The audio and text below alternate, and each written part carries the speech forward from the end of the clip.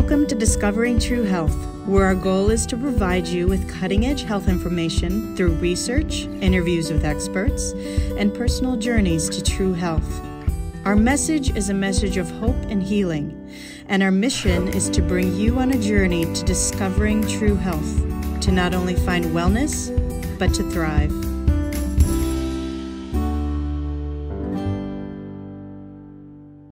Hello and welcome to Discovering True Health, your weekly deep dive into health and wellness. Thank you so much for joining us today. Don't forget to hit that subscribe button to stay up to date on all our upcoming shows. We also have a lot more great information on our website, Instagram, and Facebook. All those links are below. So today we're going to be learning about how to remove all the harmful environmental toxins in our home environment and daily lives, so our home environment completely supports our health and well-being. Over the years, research has shown that some manufactured ingredients in household and personal care items can be toxic and harmful to human and wildlife health. So we'll be covering what specific toxins to look out for in household and personal care products, and we'll also be talking about water and air quality in our homes and how to eliminate toxins and optimize the quality of both. So my guest today is Sara Zellner. She's founder and owner of Saz Healthy Living, where she works with her clients on health, wellness, and sustainable living coaching, empowering people to live eco-friendly and healthier lives.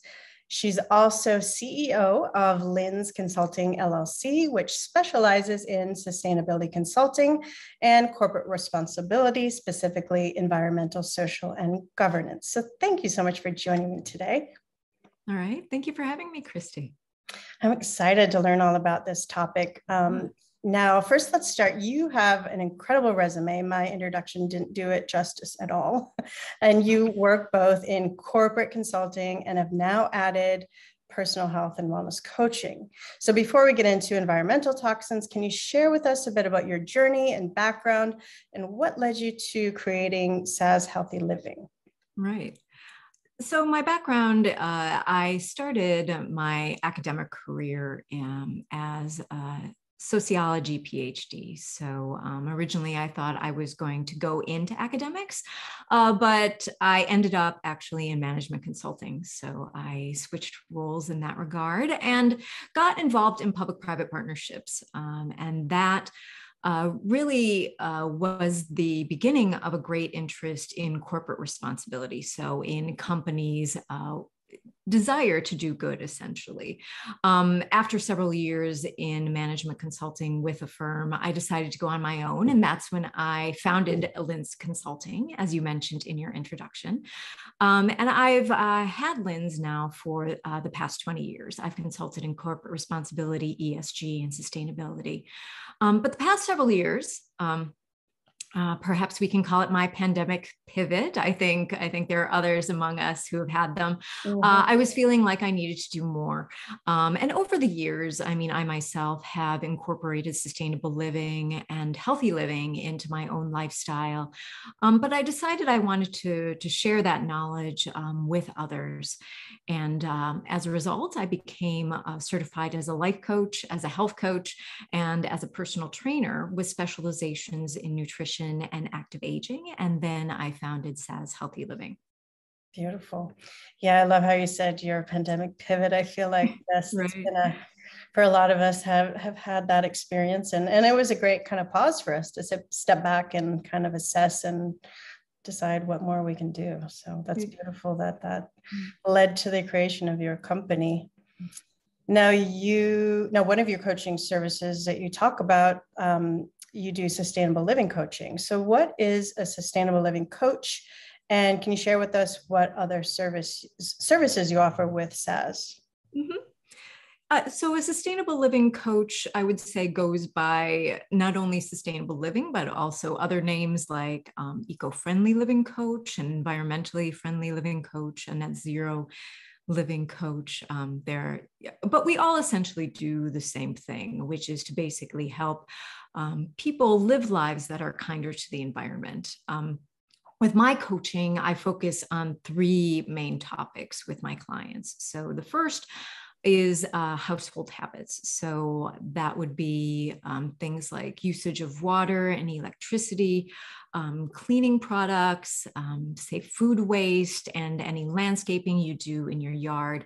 Like how is that, how do you interact with the environment, and how can you be more environmentally friendly in that regard? Second, I would say I talk to my clients about their personal lifestyle choices. So their buying habits, clothing, how they commute, their hobbies, and their leisure travel, and how that relates to the environment. And then I would say the third item that I typically discuss with them is climate change planning sometimes, and then also socially responsible investing. And I will caveat with that, I am not a financial planner, so I do not give advice per se, but I do inform my clients about the realm of socially responsible items that they can invest in our markets, at this point in time, they're increasing in number. And so mine is an informational approach. Beautiful. Wow. That's an incredible service. I haven't come across many companies that do that type of coaching. And it's so important right now that we kind of shift into living more in harmony with our environment. With, the way I think of it is we live in a fishbowl, basically. If you think of the earth, and we could just keep throwing garbage and pollutants and all this bad stuff into it, it's going to catch up to us. So time is now to really start getting that in hand. Absolutely. All right, so let's get into environmental toxins in our homes and how we can mitigate and remove them. Let's start with household and personal care products. What would you say are the top 5 toxins in household and personal care products to look out for? And what types of products can they be found in? And how does each one negatively impact our health? Yeah.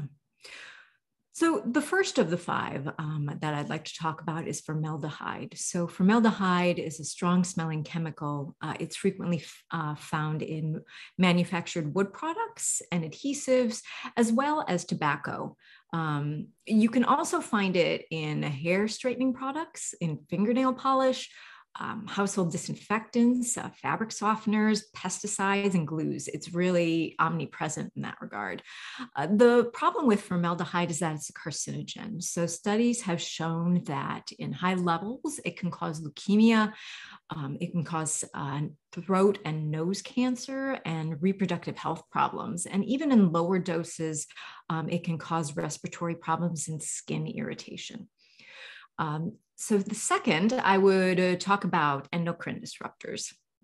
Another toxin, or rather a group of toxins, they consist of a variety of chemicals that mimic the body's hormones, and they alter the endocrine system and natural hormone production. There's a huge list of endocrine disruptors and products in which they can be found. I'm just going to name a few, such as bisphenol A, BPA. That's found in plastic products and the liners of canned foods, in the plastic liners of canned foods. That's one of the major ones. Another one is called PFAS. So that's the ingredient that makes your pans nonstick. It's also plastic coated in paper packaging. And it's in stain and water resistant materials. So, so your clothing, when it's stained and water resistant, or your fabrics on your couch and your furniture, those are PFAS, which are also endocrine disruptors. There are things like triclosan. Triclosan is found in personal care products with antimicrobial properties like liquid soaps. That is also an endocrine disruptor. So the problem with this is they've been linked to lower fertility rates, increased risk of cancers, and problems with neurological and immune systems in humans, as well as in wildlife. So they really aren't good at all for us. Third, I would talk about nanomaterials. So nanomaterials are materials that have at least one dimension less than 100 nanometers. They're so small, they can't even be seen by conventional laboratory microscopes. They're found naturally in the environment, but in the past couple decades, they're now engineered by humans, and they're found in numerous products like sunscreens, cosmetics, and stain-resistant clothing. So these ingredients include titanium dioxide, zinc oxide, and nanosilver. And with nanomaterials, there isn't much known about the potential effects on our health from them. So research thus far has shown that exposure to nanomaterials can lead to lung inflammation, but in fact, there could be much more that has yet to be known that affects us. Fourth, I would say that pesticides are a toxin we should definitely be aware of. We're all familiar with pesticides, I would say. It's basically chemicals that are used to kill unwanted plants or animals. We're talking about fungicides that control mildew and weeds and mold. Herbicides control undesired weeds. Insecticides for killing insects, disinfectants for killing bacteria and germs, and then other substances that kill mice and other rodents. With pesticides, research has suggested that children in particular may be susceptible to developmental issues and other adverse effects from pesticide exposure. And the fifth and final item I wanted to touch on is Striarene. Now, Striarene is a chemical found in latex, in synthetic rubber, and in the creation of styrofoam and building insulation. So it's also a byproduct, interestingly, that's emitted into the air when operating photocopiers and laser printers. And it's also found in cigarette smoke. So yes, yeah, totally interesting and found in many places you wouldn't expect it to be. So Striarene is known, particularly through styrofoam, to leach into food and drink. And research has shown that Striarene increases the risk of cancers like leukemia, lymphoma, pancreatic, and esophageal cancers. It affects our nervous systems negatively and can lead to respiratory and gastrointestinal issues. So yeah, there really are quite a few toxins out there that we need to be aware of, Christy. That's fascinating. I mean, and you mentioned so many more, products and, things in the household that I was not aware of many of those things. And when you talk about like things like formaldehyde or some of these other toxins, for example, let's say I go on the back of my hair straightener, will it say formaldehyde, or are there all these sneaky names that we need to look out for or know about? And how many sneaky names are there? Yeah, this is very true. So unfortunately, every product is a little different. Oftentimes, as you said, they won't go by the name formaldehyde. They'll be under some other ingredient name that's used by the industries, and it might vary by industry. So I strongly suggest that you get online and Google formaldehyde and then say, other names it might appear under. So that way you can be more informed, because we could sit here and talk about all the different ingredient labels that they use formaldehyde under, Striarene, but yeah, we'd be here for a while. Wow. Yeah. So just be aware and go and look it up and find the list and kind of get an idea of what to look for. That's fascinating. It's interesting you mentioned Striarene. It reminded me, I was in 4th grade in the school I was at. We used the Striarene those plates that they served our lunches on for the school. Mm-hmm, and a woman had come she was an environmentalist, and she had come and gave a lecture to my class in 4th grade and talked about how polystyrene was terrible for the environment. And I was appalled. I was shocked. I'm like, but we're throwing these plates and using them every day, and we're killing the environment. So I did a petition. I went around to every classroom and did a little speech and told them all about Striarene. And we did a petition to get them to buy a dishwashing machine to have, washable plates, and talked about how we could actually save money in the long run. That was my That's first grade. fabulous. That was my Yeah. first grade little project in environmental. Yeah, very inspiring. So yes, if everyone could go around and do that nowadays, yes, we would have a more environmentally friendly planet. So kudos to you. Absolutely. Now Yeah. you mentioned endocrine disruptors, and they're Mhm. very prevalent in many households. And I learned more about them probably about a year ago. And I kind of did this last year, was like, all right, I need to kind of do a full sweep in my house and really eliminate, which you mentioned a lot more things than I was even aware of after, my little education process on it. But I just thought it was more anything that has a scent to it. So could you talk more in depth about what our endocrine system is and how it functions? Because I think it's important to kind of understand the severity of, what's going on and why it's so vital to remove all those types of products with that specific toxin. Mhm. Yes, the endocrine system is a system of glands throughout the body that regulates our hormones. So that includes body parts like our thyroid, the testes, our ovaries, the pancreas, the pituitary gland. So those are some of the glands within the endocrine system. So they produce hormones that regulate vital biological processes in the body, like blood sugar levels. Those are regulated via insulin created in the pancreas. The function of the reproductive organs, estrogen and testosterone, are created by the ovaries and the testes. And body growth and energy production, and through growth hormones and thyroid function. Now, research has found that even at low doses, endocrine disruptors can cause adverse health effects. So given the sensitivity, it's presumed that small amounts of exposure to endocrine disruptors can contribute to illness and health issues. So it's really important to be very mindful about your exposure to them.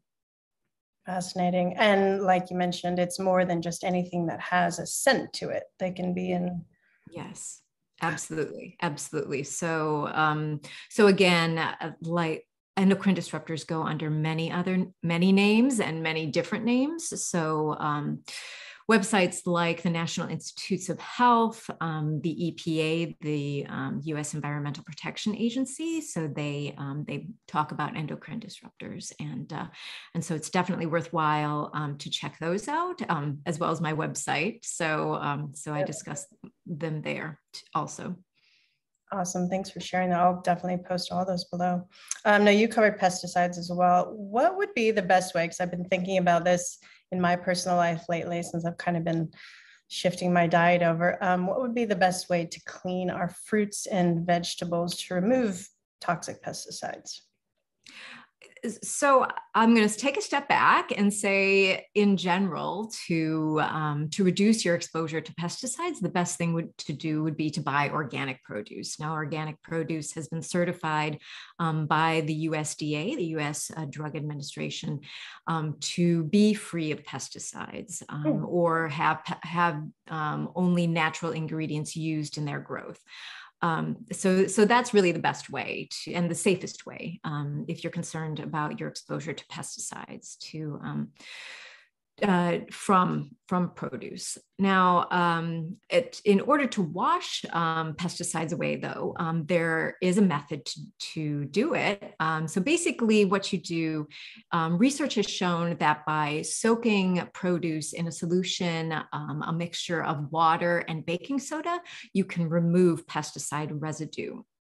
So what you do is you submerge your produce in this solution of, say, 2 cups water and 1 tablespoon of baking soda, and for 2 minutes minimum.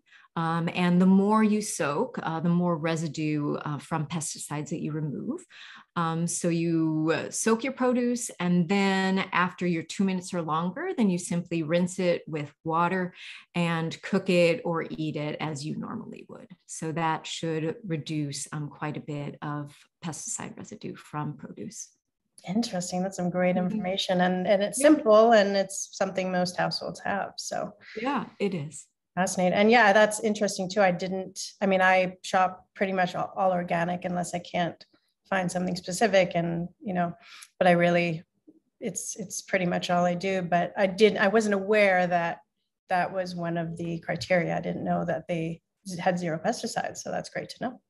Yeah, it's a really helpful solution, and especially because oftentimes organic produce is a little more expensive, and for people who are price conscious in terms of their produce, I mean, this is a great way to still be able to remove pesticides from your fruits and vegetables. Yes, you can at least get rid of some of the toxins. Yes. Now, you mentioned a couple. Are there any other great resources you recommend that would be helpful to navigate the toxicity of products? Yeah, I did mention the U.S. Environmental Protection Agency. So they are a super resource.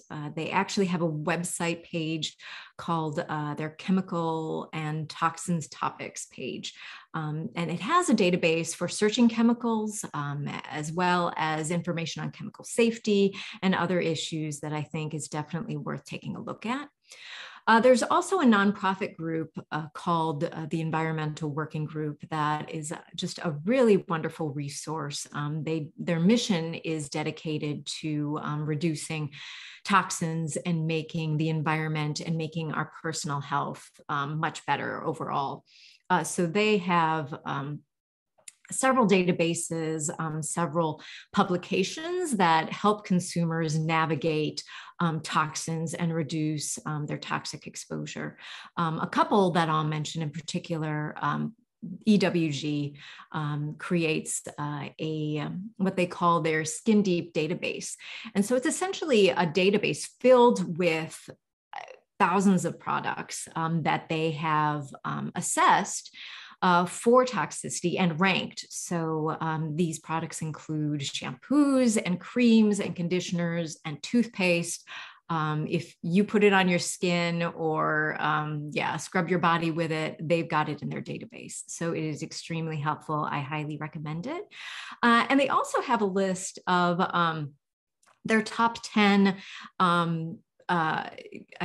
produce items that have the greatest exposure to pesticides and then the lowest exposure to pesticides. So that way, off the bat that you shouldn't be buying strawberries, say, that are regular, that are non-organic, because they're extremely high in pesticides. They're one of the EWG top 10. So, and that's only a sampling of what's on their website. So again, I highly suggest that you and your viewers check it out. Absolutely. And I will post a link to that below. And also, you do have an amazing blog on your website, and you have tons of information in that whole area as well. Yeah. So we'll direct everybody watching to that as well if you want more information.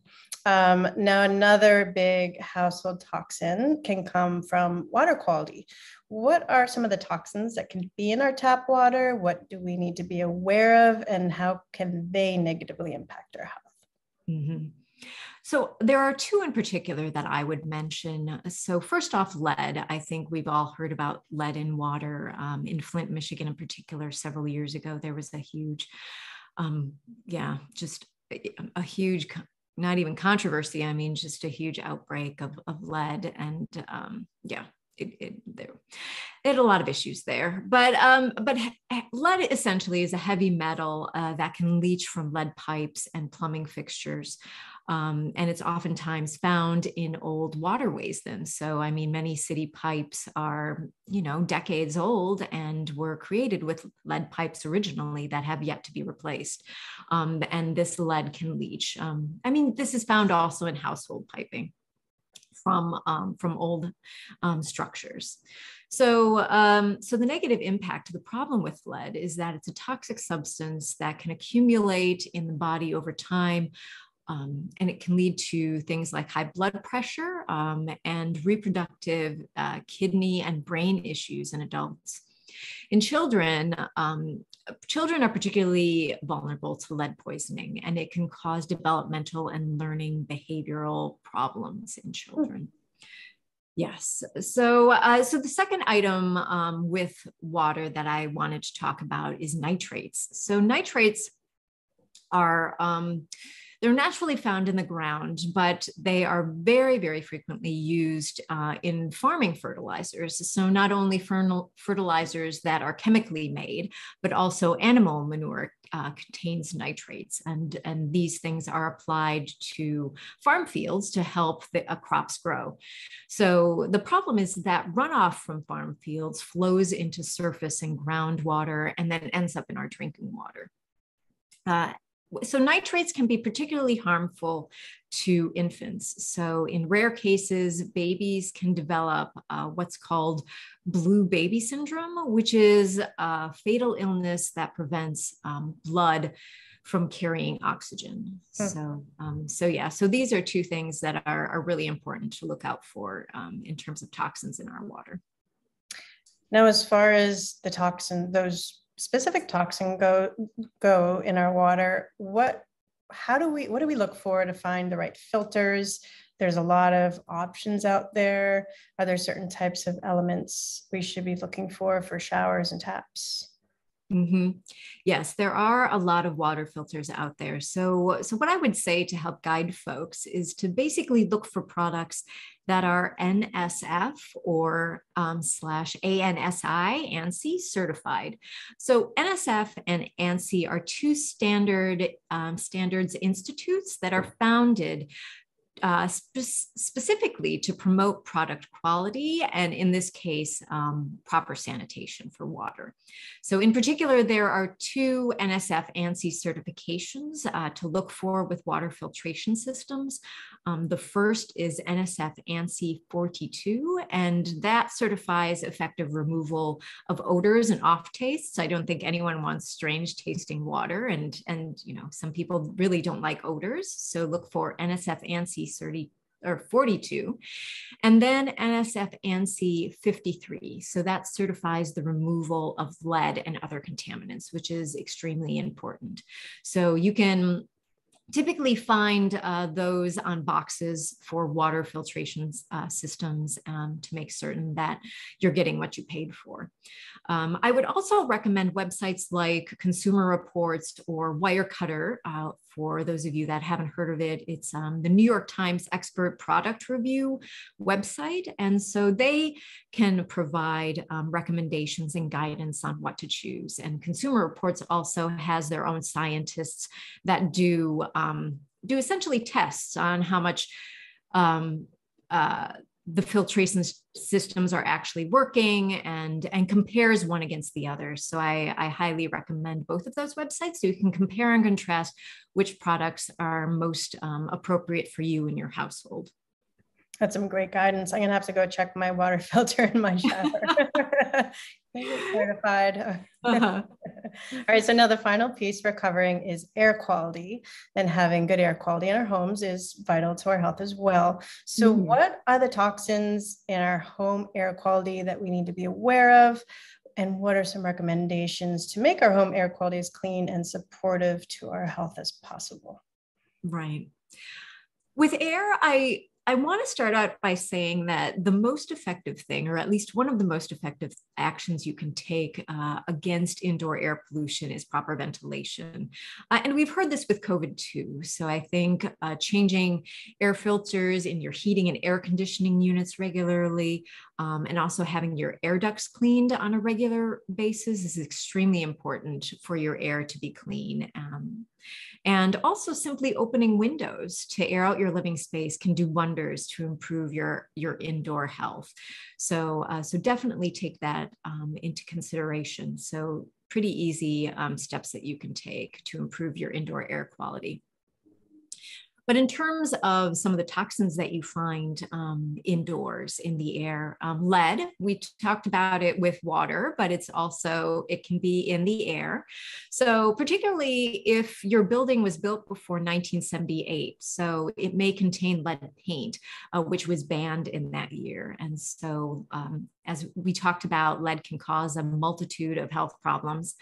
And lead paint really isn't an issue unless you disturb the surface of the wall in your home through renovations or through other contact. So in that case, then you or contractors that you're using will absolutely need to follow very strict rules from the US EPA to adequately seal off the area and properly dispose of materials, and then keep everyone involved safe. So that's extremely important with lead and lead paint. Smoking is another indoor air pollutant. So tobacco smoke, as I think we all know, contains carcinogens that can contribute to asthma, to respiratory issues and lung cancer, not only to the smoker themselves, but to also people living with the smoker through secondhand smoke inhalation. So with that, all smoking of tobacco should ideally be done outside to reduce indoor air pollution as well as secondhand smoke exposure. Third, I would talk about mold. So anywhere there's dampness in a home, like basements and bathrooms, so mold can grow. Molds are fungi that are invisible to the naked eye, but will easily spread through moisture-prone areas. They can cause asthma and other respiratory issues. To combat mold, it's important to install fans in your bathroom to reduce humidity. And in basements and other damp household locations, so you should definitely use a dehumidifier to remove the moisture from the air and to reduce the likelihood of mold development. A couple more. So dust. Dust is typically a combination of dirt, pollens, soot, dead skin, pet dander, carpeting, rugs, clothing, and other materials. And so like mold, when it's inhaled, dust can elicit immune reactions that cause allergies and asthma. And dust levels can be decreased through frequent dusting, through vacuuming and cleaning of your living space. Carpets also, I think, as many folks might know, can accumulate pet dander and dust. So it's better in that case to opt for hardwood floors to lessen the amount of dust that builds up. And then finally, for maximum dust removal, use vacuums with HEPA filters, which are extremely powerful filters that will take the vast majority of dust out of the air. The final indoor pollutant that I wanted to talk about is radon. So radon is an odorless, it's a radioactive gas found in soil that can get trapped indoors when it seeps into buildings through cracks and other holes in the foundation. So with prolonged exposure, it can cause lung cancer. In fact, it's actually the second leading cause of lung cancer after tobacco smoke, which I find fascinating. That's so fascinating. It is. Hear about it. Yes, it's not something we hear about very frequently. So radon can be mitigated by first getting your home tested to determine the potential levels of radon in it. Fortunately, most states have radon offices that oftentimes provide free home kits to do testing. So just get on the website, Google your state and radon office, and hopefully information regarding testing should come up. And then other proper ventilation, like sealing cracks, or rather, other than proper ventilation, sealing cracks in the floors and walls will assist in keeping radon out. And is radon something that is more prevalent in homes as opposed to apartment buildings? Yes, absolutely. Yes. I think because single family homes have a foundation, and those foundations, I mean, may not certainly affect probably fewer people, but in a smaller space. Whereas if you're in a building like a condominium in an apartment building, the radon may not access the higher floors like it would in the lower floors, since it's coming through the foundation. So yes, in single family homes, definitely be mindful of radon. That makes a lot of sense. That was a lot of incredible information. I mean, we have a lot of work to do to get our homes toxin free. Yeah. Now, for those who'd like to connect with you, where can we find you? Yeah, so you can find me at several places. So you can check me out at my website for my sustainable living and health consulting, Saz, S-A-Z, healthyliving.com.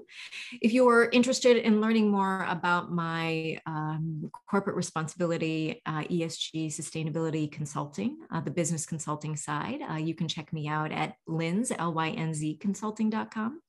I'm also on Twitter. My Twitter handle is SAZ_LYNZ. So that's Saz_Lynz. I'm on LinkedIn, so you can follow me there. And finally, I have a YouTube channel. So I just started a video blog series called 3-Minute Topics and Tips, where I cover the latest trends in sustainable living and health in 3 minutes. I love that. Yeah, I figure, we don't have a lot of time in a day. So giving the Cliff Notes version of the most important things that you should know about sustainable health or sustainable living and health, rather, in 3 minutes seems like a great way to provide relevant information to folks. Definitely. Reminds me, I'm reading a book right now about branding, and it's talking about how listening to information and reading information is actually burning calories. So get to the point, because you're making people burn calories. People avoid your stuff if you make them burn calories for no reason. Right. So that sounds amazing. I'm definitely going to check that as well. You have so much incredible information. I was looking through your website, and your blog is incredible. So do you have any other, what can we expect? I've been on your website, but for those that haven't, what can they expect? Do you have any other great resources besides those on your website? Yeah, I would say for now, at least, my blog and my YouTube channel are probably the main places where I'm posting content. I mean, other than Twitter and LinkedIn, but yeah, I may consider expanding beyond those. So yeah, stay in touch. Wonderful. I will post all those links below. Definitely go check out her information. It's so informative, and she's got so much great stuff. Thank you so much for joining me today. That was an incredible conversation. I learned so much. I know everybody watching will learn so much. It was great. Thank you, Christy. Remember, knowledge is power. The more you understand about your body, the better you're able to stay healthy and prevent disease. And a reminder, I'm not your doctor, so please don't take this as medical advice. If you have specific questions about your healthcare, feel free to reach out to your practitioner. And if you like this video, like and share it with others. This information could really help some you may know. Also, don't forget to hit that subscribe button to be sure you don't miss out on our future shows. And stay tuned for the next episode of Discovering True Health.